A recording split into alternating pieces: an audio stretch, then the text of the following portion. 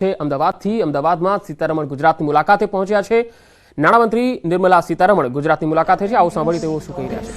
Therefore, for the records in the parliament and for the future generations to know what was the state of our economy and from where, what kind of effort at various levels it required for the economy to come out. So, I just touched that matter and leave it there.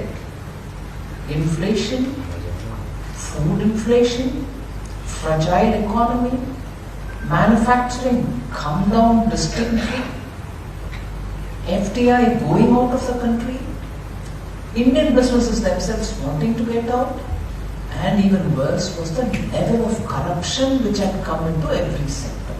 So broadly, this was the picture in 2014 when Honorable Prime Minister took charge. After which, steadily, and the worst thing, of course, I didn't explain that one term, I don't need to explain, I'll mention it. Double balance sheet, twin balance sheet, where companies' balance sheets were in doldrums, banks' balance sheet were in doldrums, and as a result, this wouldn't service that wouldn't service the industry. It was a deadlock kind of a situation. They didn't have money to lend anymore. They didn't have money to repay their debts. So it wasn't such a glorious situation.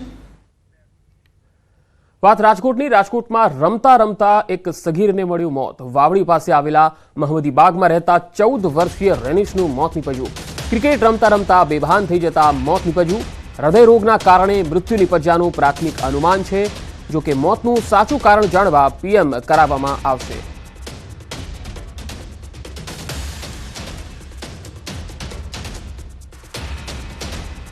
રાજકોટમાં 14 વર્ષીય કિશોર રેનિશનું મૃત્યુ નીપજ્યું છે। Cricket રમી રહ્યો હતો અને અચાનક તે ઢળી પડ્યો, બેભાન થઈ ગયો અને તેનું મોત નીપજ્યું।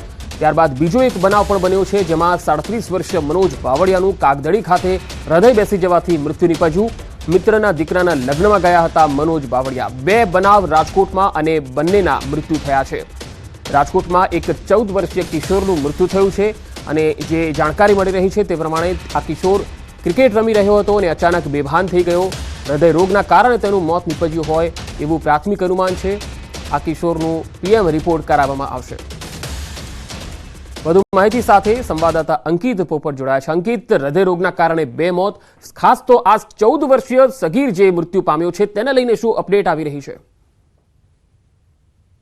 કરવામાં આવે તો અત્યાર સુધી ચોક્કસ જે યુવાનો હોય તેની અંદર આ પ્રકારના બનાવ છે, હૃદયરોગના કારણે તેમનું મૃત્યુ નીપજ્યું હોય એ પ્રકારના બનાવ ચોક્કસ સામે આવ્યા છે। પરંતુ પ્રથમ વખત 14 વર્ષીય જે સગીર છે તેનું મૃત્યુ હૃદયરોગના કારણે નીપજ્યું હોય તેવો પ્રથમ બનાવ છે તે રાજકોટ શહેરમાંથી સામે આવ્યો છે। ખાસ કરીને વાત કરવામાં તો વાવડી પાસે આવેલા મહમદી બાગમાં રહેતા 14 વર્ષીય રેનિશ કે જે ગઈકાલે ક્રિકેટ રમતો હતો અને રમતા રમતા તે બેભાન થઈ જતા તેને બેભાન હાલતમાં જ સારવાર અર્થે હોસ્પિટલમાં ખસેડવામાં આવ્યો હતો, જ્યાં ફરજ પરના તબીબે તેને મરણ ગયેલ જાહેર કર્યો હતો। હૃદયરોગના કારણે મૃત્યુ નીપજ્યાનું પ્રાથમિક અનુમાન છે તે લગાવવામાં આવી રહ્યું છે। જો કે મોતનું સાચું કારણ જાણવા માટે પોસ્ટમોર્ટમ કરાવવામાં આવ્યું છે, ત્યારે પીએમ રિપોર્ટ બાદ જ જે મોતનું સાચું કારણ છે તે સામે આવશે। અન્ય બનાવની જો વાત કરવામાં આવે તો 37 વર્ષીય મનોજ બાવળિયાનું કાગદડી ખાતે લગ્ન પ્રસંગની અંદર મૃત્યુ નીપજ્યું હોવાનું છે તે સામે આવ્યું છે। આમ માત્ર 24 કલાકના સમયગાળા દરમિયાન એક સગીર અને એક યુવાનનું મૃત્યુ નીપજ્યું હોય તે પ્રકારનો બનાવ છે તે સામે આવ્યો છે। જી અંકિત, આભાર માહિતી આપવા માટે।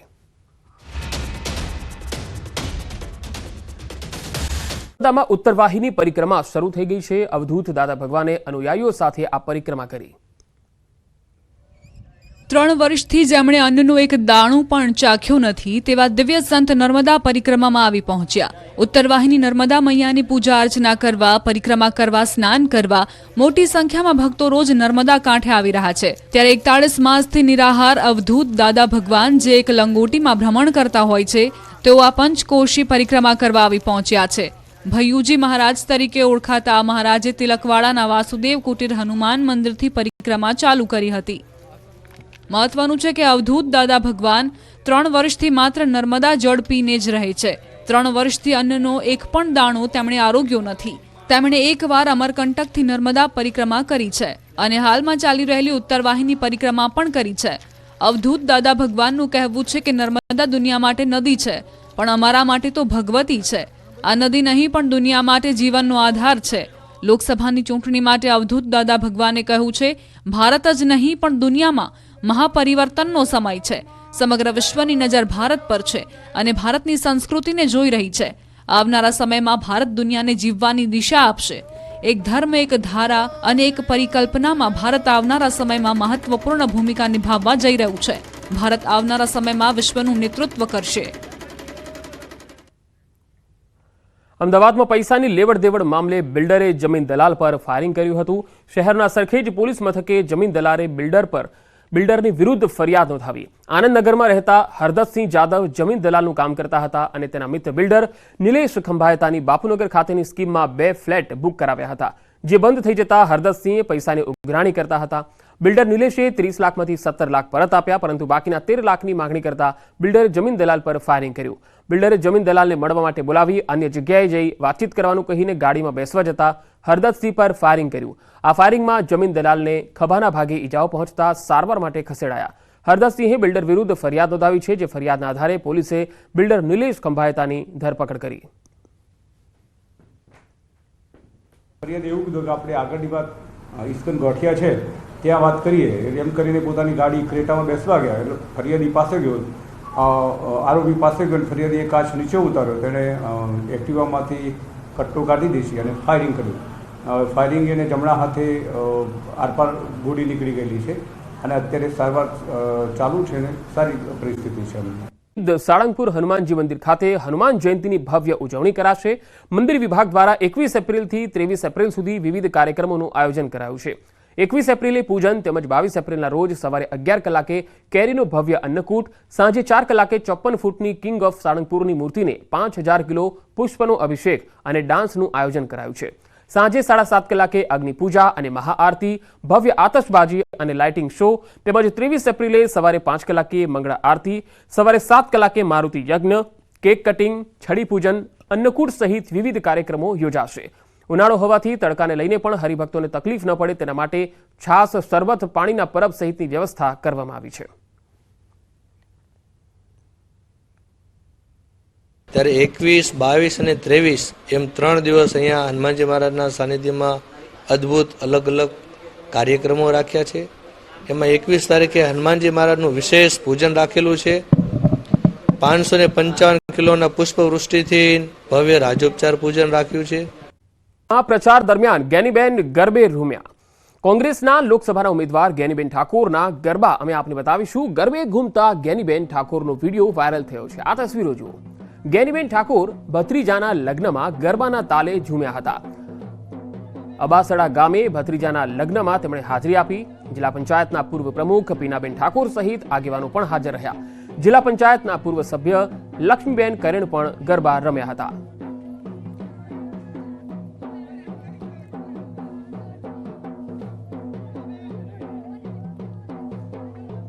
કચ્છ લોકસભા બેઠક પર ચૂંટણીનો ધમધમાટ શરૂ થયો. ભાજપ ઉમેદવાર વિનોદ ચાવડાએ ભુજમાં ચૂંટણી કાર્યાલયનું ઓપનિંગ કર્યું. કચ્છ અને મોરબીની તમામ વિધાનસભા બેઠક પર ભાજપ દ્વારા ચૂંટણી કાર્યાલય ખોલવામાં આવ્યા. લોકસંપર્કને વધુ વેગવંતો બનાવવા વિધાનસભા વાઇઝ કાર્યાલયો કાર્યરત કરવામાં આવી રહ્યા છે.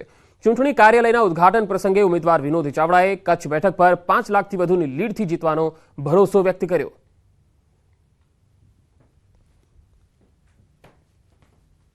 મને સંપૂર્ણ વિશ્વાસ છે કે જે પ્રકારે અહીંયા કાર્યાલયના ઉદ્ઘાટન થયા છે અને કાર્યાલયના ઉદ્ઘાટનના માધ્યમથી ચૂંટણીલક્ષી જે અમારું કામ છે એ મજબૂત બનશે અને આવનાર સમયમાં જે વિશ્વાસ અમારા કાર્યકર્તાઓની અંદર છે કે દરેક વિધાનસભાની અંદર ભારતીય જનતા પાર્ટીને મોટી લીડ મળવાની છે. આજે ઉમેદવારોના ફોર્મની થશે ચકાસણી. 22મી સુધી ફોર્મ પરત ખેંચવાની છેલ્લી તારીખ છે.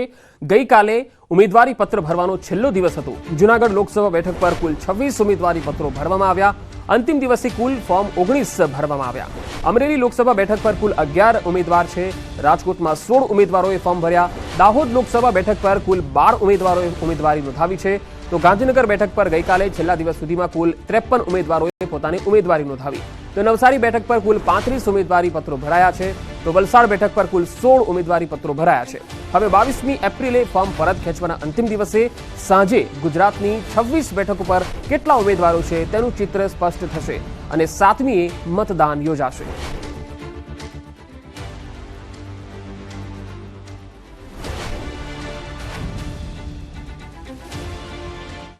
મહેસાણા લોકસભાના કોંગ્રેસના ઉમેદવાર રામજીભાઈ ઠાકોર અનોખો પ્રચાર કરતા દેખાયા. ચૂંટણી પ્રચાર માટે રામજી ઠાકોરનો અનોખો અંદાજ જોવા મળ્યો. ચૂંટણી પ્રચાર દરમિયાન રામજી ઠાકોર રમેલમાં પહોંચ્યા. રામજી ઠાકોરે ભુવાજીના આશીર્વાદ લીધા હતા. રમેલ ખાતે પહોંચીને ભુવાજીના આશીર્વાદ લીધા. અનોખા અંદાજમાં તેઓ જોવા મળ્યા હતા.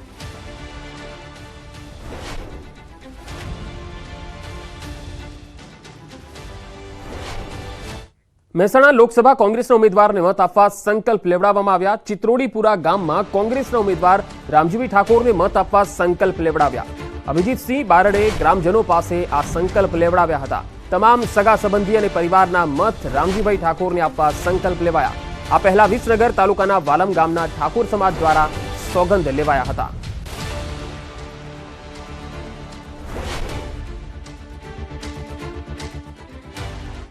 બોટાદમાં ગઢડા ગોપીનાથજી મંદિર ટેમ્પલ બોર્ડની ચૂંટણી છે. ભાજપના હોદ્દેદારો આચાર્ય પક્ષના સમર્થનમાં જોવા મળ્યા. ગઢડામાં ગઈકાલે આચાર્ય પક્ષ દ્વારા યોજાયેલ સભામાં રાજકીય આગેવાનોએ જાહેરમાં સમર્થન આપ્યું હતું.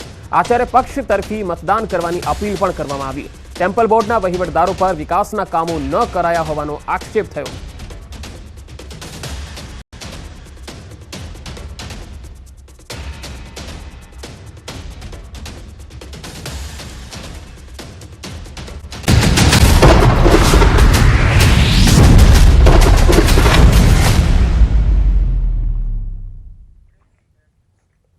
અમદાવાદમાં ક્ષત્રિય સંસ્થાનોના આગેવાનોની બેઠક મળી. પરસોત્તમ રૂપાલાના નિવેદન સામે ક્ષત્રિયોનો વિરોધ યથાવત છે. ત્યારે ક્ષત્રિય આગેવાનોએ હવે ભાજપનો વિરોધ કરવાનો નિર્ણય કર્યો છે.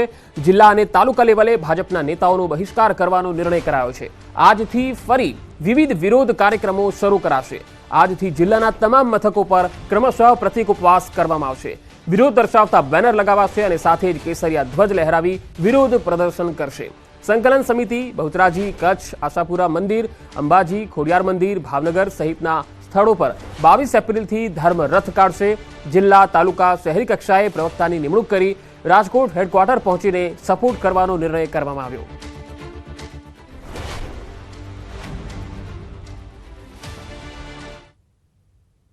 આવતીકાલથી દરેક જિલ્લા મથકો ઉપર અમારી માતાઓ બહેનો 7 તારીખ સુધી ક્રમશઃ એક દિવસનો પ્રતિક ઉપવાસ કરશે. તો આવતીકાલથી અમારા યુવાનો જે વિરોધ કરવાના છે ભાજપની સભાઓની અંદર, એ શાંતિ અને સંયમથી કેસરીયો ધ્વજ હશે અને આમાં રામજીની પતાકા છે, રામજીનું ચિહ્ન છે. એ કેસરિયા ધ્વજથી ક્ષત્રિય સમાજના યુવાનો, વડીલો અને બહેનો જે ગામમાં ભારતીય જનતા પાર્ટીના આગેવાનો પ્રચાર કરવા આવશે એમને ઘૂસવા નહીં દે એવી જાહેરાત આજે સંકલન સમિતિ વતીથી કરવામાં આવી. અમે 5 ઝોનમાંથી 5 ધર્મ રથ કાઢવાના છીએ અને અમે એક જિલ્લામાં દરેક તાલુકામાં જિલ્લા પેટર્ન મુજબ પ્રવક્તાની નિમણૂક કરવાના છે. 2 પ્રવક્તા. સારો વરસાદ રહેશે આ આગાહી કરી છે અંબાલાલ પટેલે. ગુજરાતવાસીઓ માટે સારા સમાચાર અંબાલાલ પટેલે આપ્યા છે. આ વર્ષે રાજ્યમાં કેવો વરસાદ પડશે તે અંગે અંબાલાલ પટેલે મોટી આગાહી કરી છે. હવામાન નિષ્ણાતના મતે 24 મેથી 4 જૂન વચ્ચે પ્રી મોન્સૂન એક્ટિવિટી જોવા મળશે, જ્યારે રાજ્યમાં 8 થી 15 જૂન વચ્ચે ચોમાસું વિધિવત રીતે બેસી જવાની વાત કરી છે. જૂનની શરૂઆતમાં અરબ સાગરમાં હલચલ જોવા મળશે. રાજ્યમાં ક્યાં કેટલો અને કેવો વરસાદ પડશે તે અંગે પણ અંબાલાલ પટેલે વાત કરી હતી, જેમાં દક્ષિણ ગુજરાતના ભાગોમાં આ વર્ષે સારો વરસાદ રહેવાની સંભાવના છે, તો જૂનાગઢના ભાગોમાં સારો વરસાદ રહેવાની શક્યતા છે. અમરેલી જિલ્લાના ભાગમાં સારો વરસાદની વકી છે. તો ઉત્તર ગુજરાતની વાત કરીએ તો બનાસકાંઠા જિલ્લાના ભાગોમાં સારો વરસાદ રહેશે. કચ્છ જિલ્લાના ભાગમાં પણ સારો વરસાદ પડશે. હાલ ગુજરાતમાં કાળઝાળ ગરમી છે. ગરમીનો પારો 40 ડિગ્રીને પાર થઈ ગયો છે. ત્યારે ઓગસ્ટ સપ્ટેમ્બર મહિનામાં ભરપૂર વરસાદ રહેવાની વાત અંબાલાલે કરી. દરિયામાં હવાનું હળવું દબાણ ઊભું થવાની પણ શક્યતા વ્યક્ત કરી છે. પરેશ ગોસ્વામીની ગરમીને લઈને મોટી આગાહી. રાજ્યના 10 શહેરોમાં આકરી ગરમી પડવાની આગાહી છે. 25 એપ્રિલ સુધી હીટવેવ રહેશે. સામાન્ય કરતાં 2 ડિગ્રી વધુ તાપમાન રહેશે. સૌરાષ્ટ્રમાં રાજકોટ, અમરેલી, જૂનાગઢ અને સુરેન્દ્રનગરમાં ઊંચું તાપમાન રહેશે. જ્યારે મધ્ય ગુજરાતમાં અમદાવાદ, આણંદ, ગાંધીનગર અને કપડવંજમાં વધુ ગરમી રહેશે. ઉત્તર ગુજરાતમાં હિંમતનગર અને ઈડરમાં વધુ તાપમાન રહેશે. મે મહિનામાં એપ્રિલ કરતાં પણ વધુ ગરમી જોવા મળી શકે છે. 44 ડિગ્રી સુધી તાપમાન નોંધાઈ શકે છે.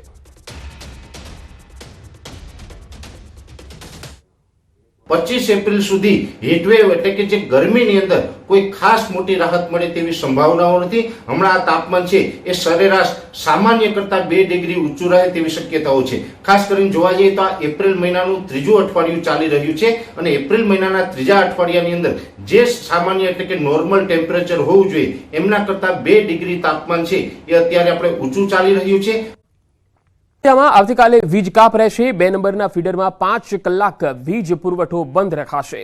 સવારે 7 થી બપોરે 12 વાગ્યા સુધી વીજ કાપ રહેશે. સમારકામને લઈને વીજ કાપ મૂકવામાં આવ્યો છે. શહેરમાં આવેલ Zenith school, Kachoriyawadi, Jadeshwar road, station road, Narsinh Bhuvan, Dattaninagar, Yogeshwarnagar, મામલતદાર કચેરી, પ્રાંત કચેરી, બસ સ્ટેન્ડ, નવાપરા, ધરારનગર વિસ્તાર અને ભગવતી હોલ, મહાપ્રભુજીનગર, શ્રીજી સોસાયટી અને ધોરીવાવ બેઠક રોડ વિસ્તારમાં રિપેરિંગની કામગીરી ચાલી રહી હોવાથી વીજ પુરવઠો બંધ રખાશે. આ નાગરિક બેંકને ફટકારવામાં આવ્યો દંડ. રિઝર્વ બેંક ઓફ ઇન્ડિયા દ્વારા ફટકારવામાં આવ્યો દંડ. 43.30 લાખનો દંડ ફટકારવામાં આવ્યો. ડિરેક્ટરો અને ટ્રસ્ટીઓ રસ ધરાવતા હોય તેવી પેઢીઓને લોન આપવામાં આવી હતી. અયોગ્ય સંસ્થાઓના સેવિંગ્સ ડિપોઝિટ એકાઉન્ટ ખોલવામાં આવ્યા હતા. નિષ્ક્રિય ખાતાઓમાં ન્યૂનતમ રકમ માટે દંડ વસૂલવામાં આવ્યો. રિઝર્વ બેંક ઓફ ઇન્ડિયાએ બેન્કિંગ રેગ્યુલેશન એક્ટ અંતર્ગત દંડ ફટકાર્યો હતો.